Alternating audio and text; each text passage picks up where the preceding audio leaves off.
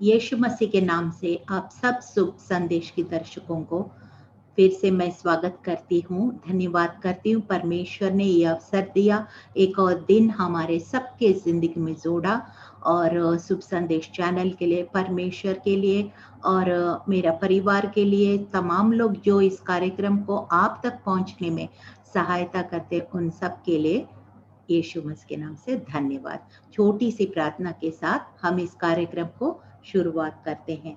धन्यवाद महान सामर्थी पिता, राजाओं का राजा, प्रभुओं का प्रभु। भजन संहिता 119 और 18 के अनुसार प्रभु हमारी आत्मिक आंखें, मन की आंखें, हृदय की आंखें, विवेक की आंखें, समझ के आंखें खोलिए प्रभु, ताकि इस वचन से प्रभु हम तेरे भेद को, रहस्य को जान सके।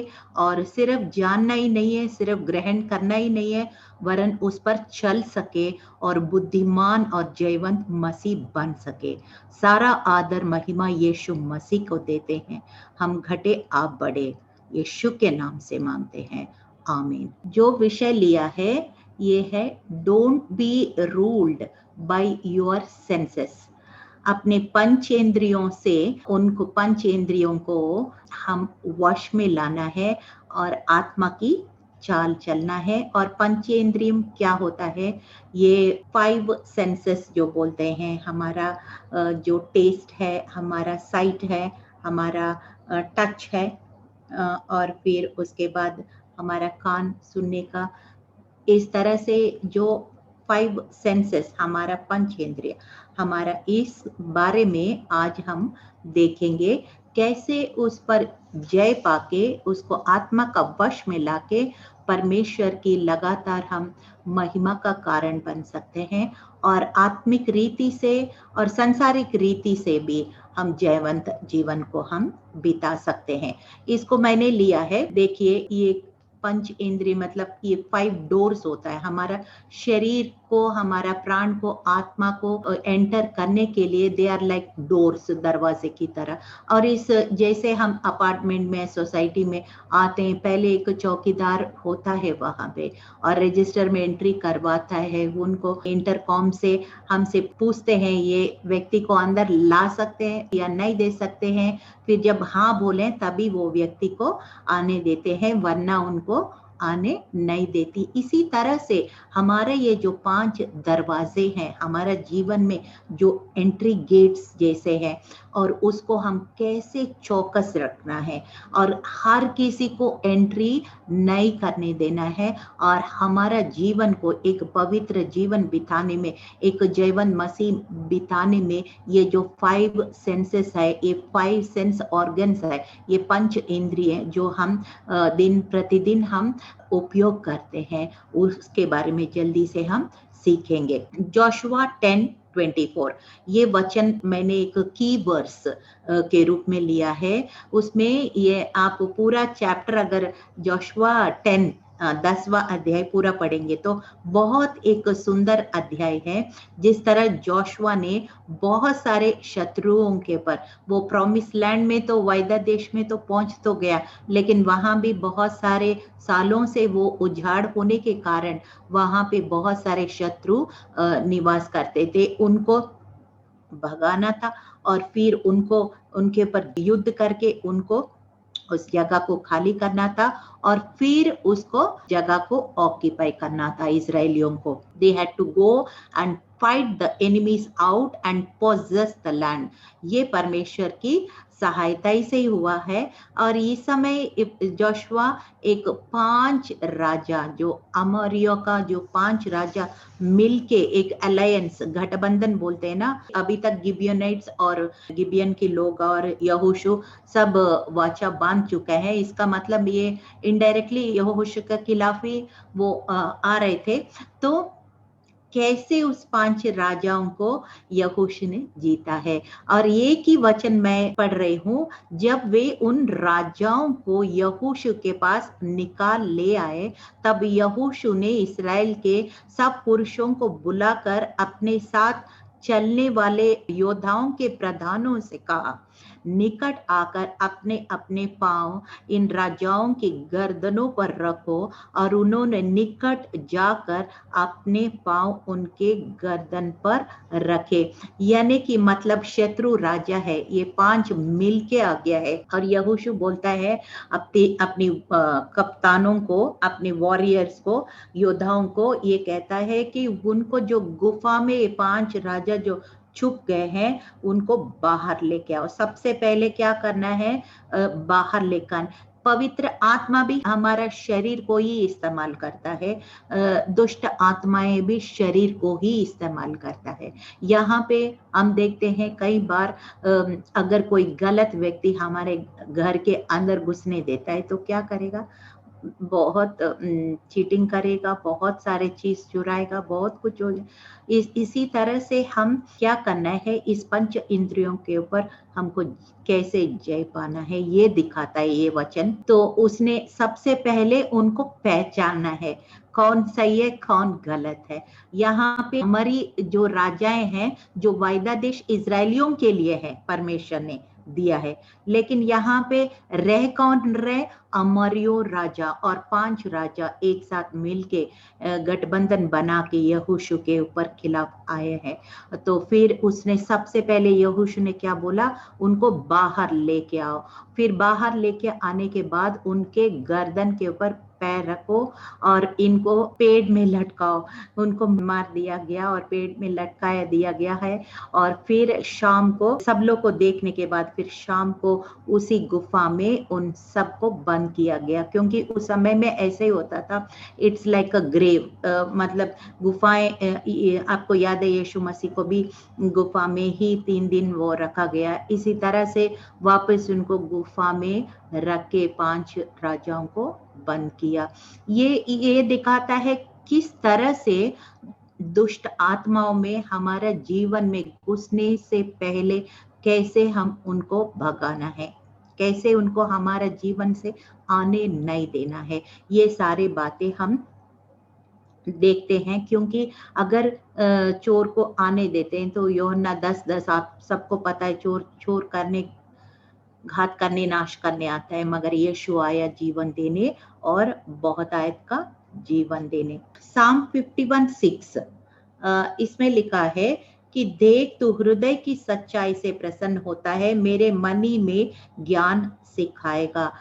हमारा जीवन क्यों शुद्ध होना है, परमेश्वर चाहता है हम अंदरूनी से शुद्ध होना, सिर्फ बाहर दिखाने के लिए शुद्ध नहीं है, अंदरूनी से शुद्ध होना है। इसलिए परमेश्वर कह रहे हैं हृदय की सच्चाई से प्रसन्न रहता है। और साम 19:14 में लिखा है, हे यहोवा परमेश्वर मेरी चट्टान और मेरी उद्धार करने वाला, मेरे मुंह के वचन और मेरा हृदय के ध्यान तेरे सम्मुख ग्रहण योग्य हो। सिर्फ मुंह के वचन नहीं, हृदय का ध्यान भी ग्रहण योग्य होना है।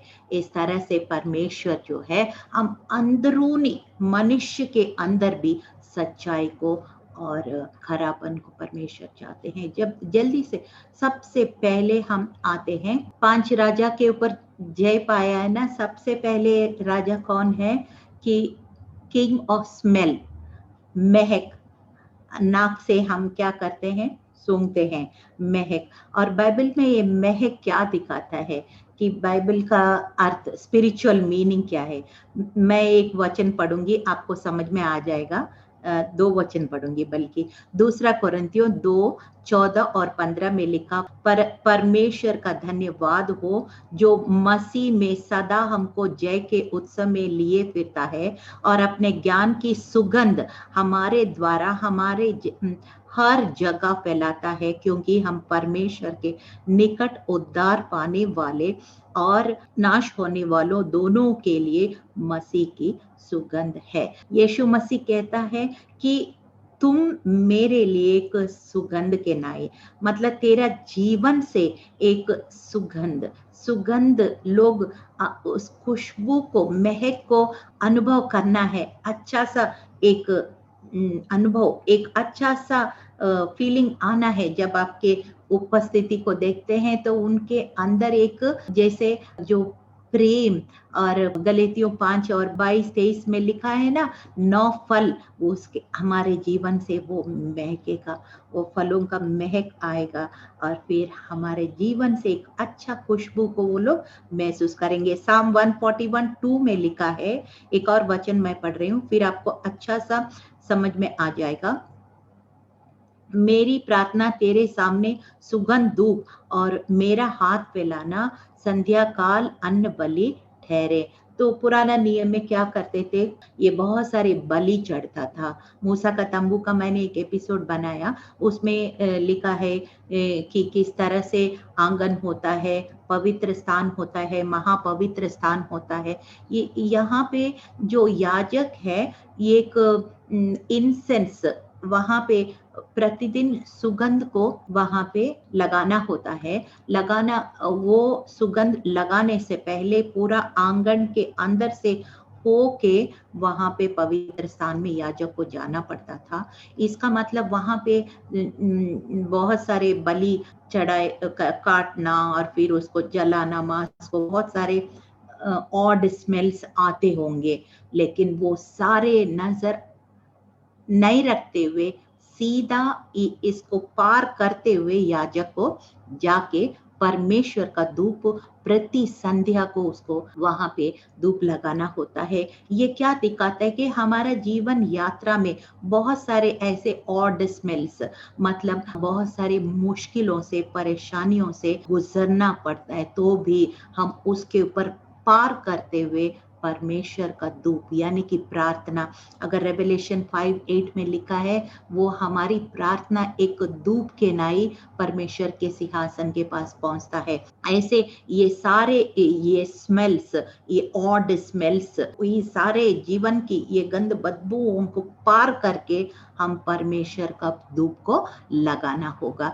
आपको याद है शद्रक, मेशक, अबेदनगो जब नेबुकदनेस्सर राजा का मूर्ति के सामने नहीं झुका तो उसके आग में डाला गया है, आग में। लेकिन जब वो आग से बाहर निकले थे, वो 3 लोग नहीं बल्कि 4 लोग ऐसे पार्क में जैसे घूम रहे थे, और फिर उस आग का कोई भी स्मेल, थोड़ा सा भी अगर आप कुछ जलेगा तो कपड़े जलेंगे, बाल जलेंगे और बदबू अजीब सा जलने वाला स्मेल आता है।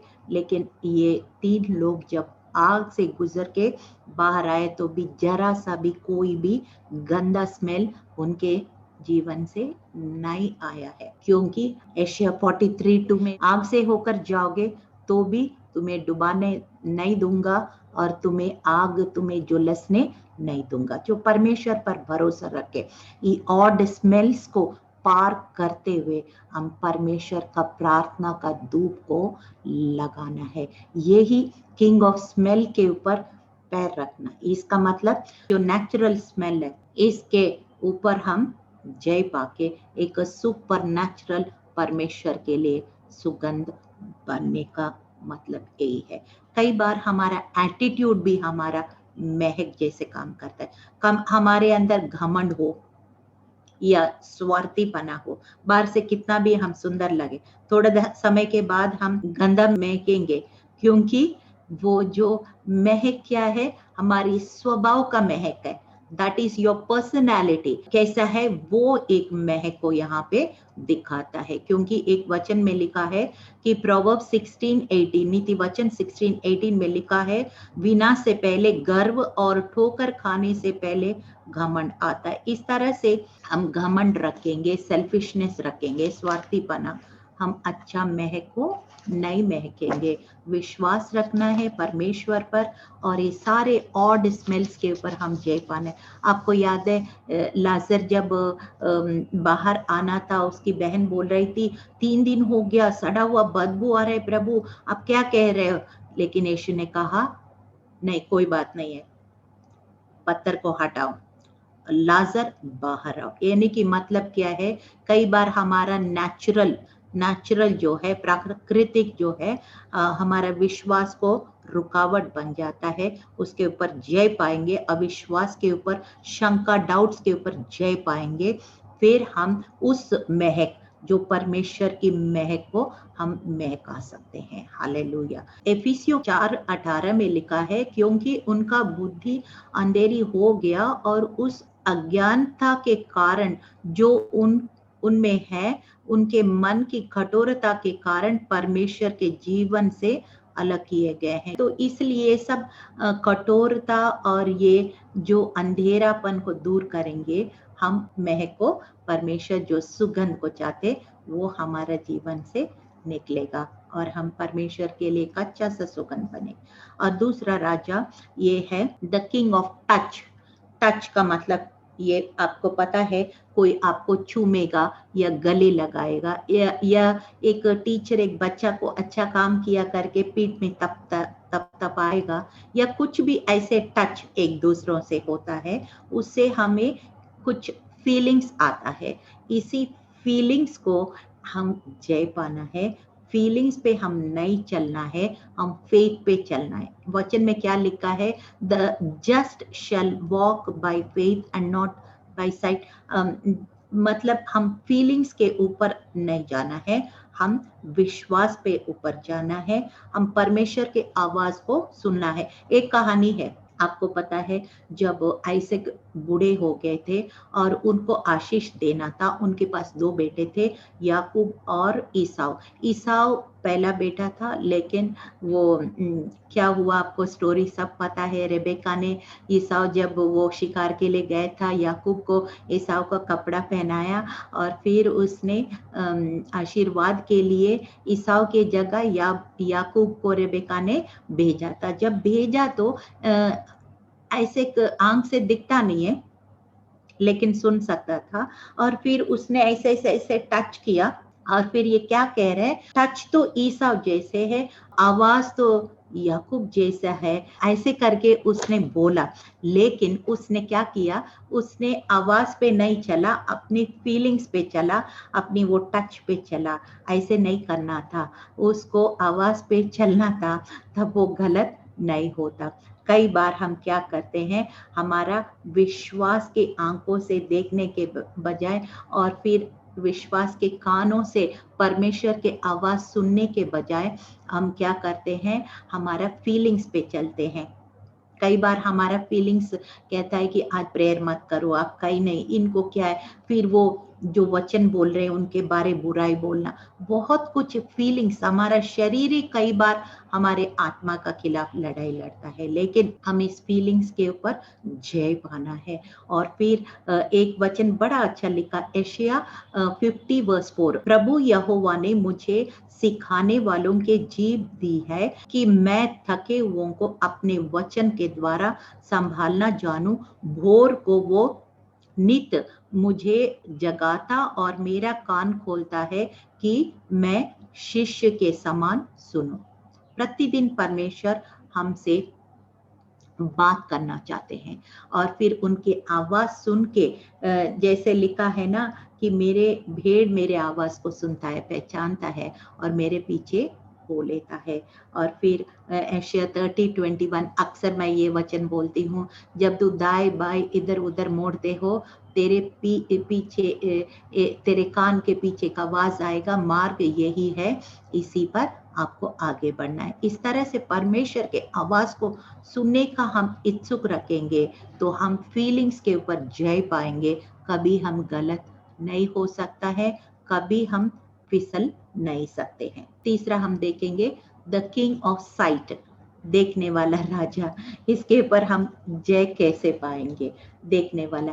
अय्यूब बोलता है, मैं अपनी आंख से एक वाचा बांधता हूँ ताकि जो आप नहीं चाहता है वो उसको मैं ना देखूं। इस तरह से वाचा बांधता है कि आंख से हम क्या देख रहे हैं, किस नजरिए से देख रहे हैं, वो बहुत मायने रखता है। उसी आंख से देख के ही हवा ने उस फल को, शैतान पता है पहले फल को अच्छा सा दिखाया, फिर उसके अंदर एक इच्छा जागृत होता है और फिर धीरे धीरे वो पाप करना शुरू होता है। फिर हमारा सोच, हमारा मुंह और सारे उसी के तरह से काम करने लग जाता है, फिर रास्ता ही गलत हो जाता है, फिर मंजिल भी गलत हो जाता है। इसलिए हमारा आंखें जो है बहुत इम्पोर्टेंट है। और मत्ती 6 अध्याय में लिखा है, आंखें एक दिया की जैसे, एक घर के एक खिड़की जैसे, ये बहुत ज्यादा हमारे आंख, हमारे देखने का नजरिया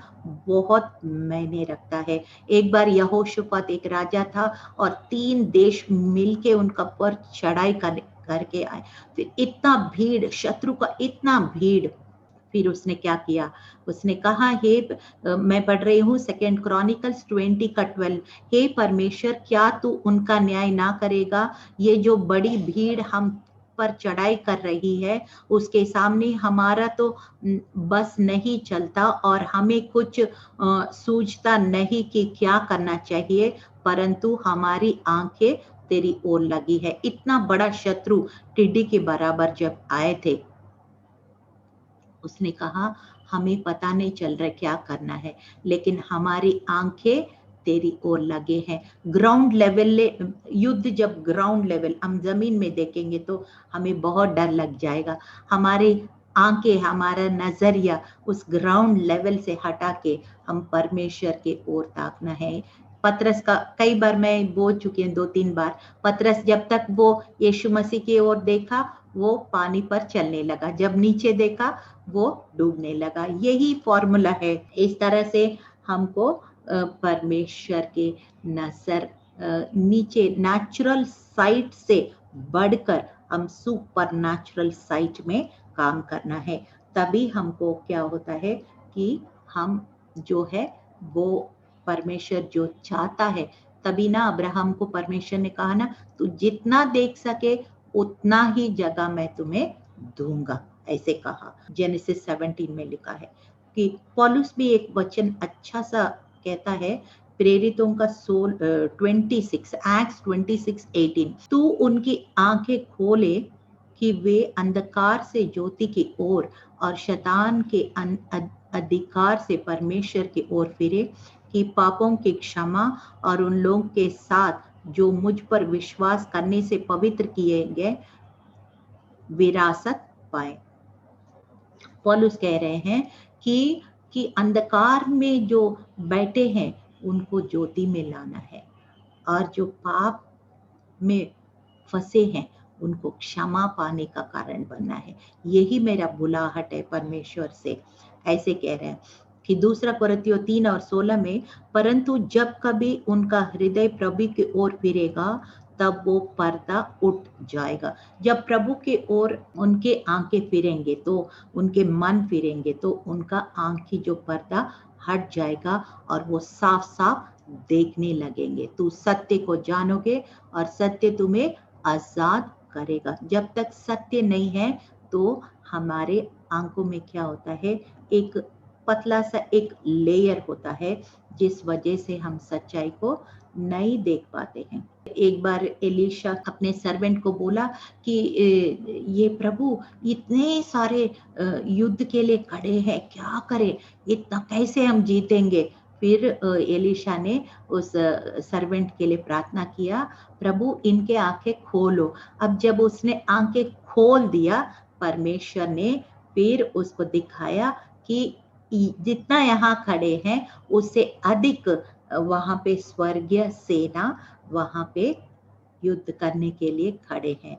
तब उसको पता चला कि सच्चाई क्या। कई बार हम इस नेचुरल आई से देखते हैं, हम घबरा जाएंगे, गलत सोचेंगे, गलत डिसीजंस लेंगे, बहुत कुछ गलत हो जाएगा, लेकिन उससे बढ़कर हम आत्मिक आंख को खोल के देखना है, फेथ आई से देखना है, तब जाके वो परमेश्वर की योजना को हम पूरा कर पाएंगे। और फिर उसके बाद किंग ऑफ हियरिंग, सुनने वाला कान। ये जल्दी से मैं पढ़ रही हूँ कि जब सारे लोग अकाल देख रहे हैं, अकाल सुन रहे हैं, और फिर वहां पे एलिया ने वो एक ऐसे सुना, 1 किंग्स 18:41, फिर एलिया ने अहाब से कहा, उठकर खा पी, क्योंकि भारी वर्षा की सनसनाहट सुन पड़ती है। ये क्या है? सारे लोग कुछ और सुन रहे होंगे, लेडीज लोग बैठ के गप्पे लगा रहे होंगे, इधर का बात उधर, चुगली, गॉसिप और स्लैंडर, और बहुत सारे, जैसे वो दूध से दुले दूसरों को बुराई करना, ये सब कानों से हम कई बार गलत सुनते हैं ना। ये परमेश्वर बोल रहे हैं उसके ऊपर जय पाना है, उससे ऊपर जय पाना है। और जो कोई नहीं सुन रहे, आम व्यक्ति नहीं सुन रहे, उसको आप सुनना चाहिए। एलिया के समय में कोई भी लोग नहीं सुन रहे, लेकिन एलिया उस अबंडेंस ऑफ रेन, उस भारी वर्षा का उसको सनसनाहट सुन पड़ रही है, किसी को नहीं सुन पड़ रहे।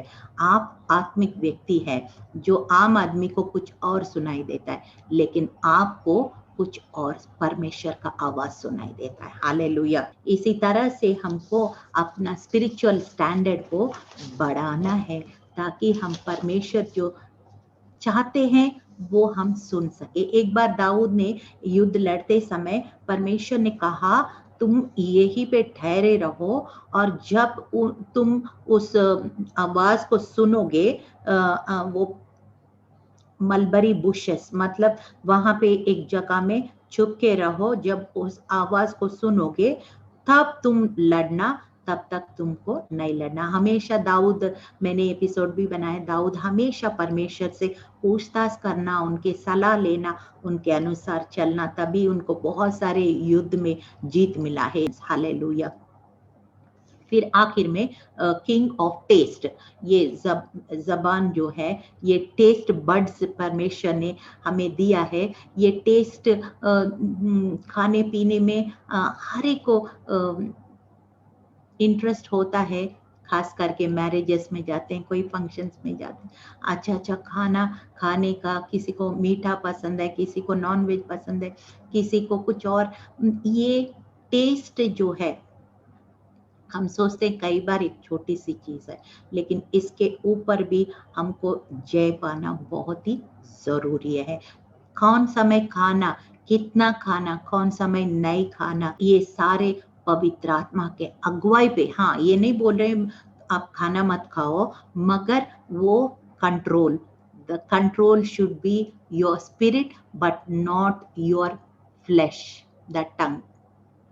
दानियल 1 और 8 में लिखा है, दानियल ने अपना मन में ठान लिया कि वो राजा का भोजन खाकर और उसका दाख मधु पीकर स्वयं को अपवित्र ना होने देना। इसलिए उसने खोजों के प्रधान से विनती की कि उसे अपवित्र ना होने दे। और दानियल 1 और 15 में लिखा है, 10 दिन के बाद उनके मुंह राजा के भोजन के खाने वालों से, सब जवानों से अधिक अच्छे और चिकने देख पड़े।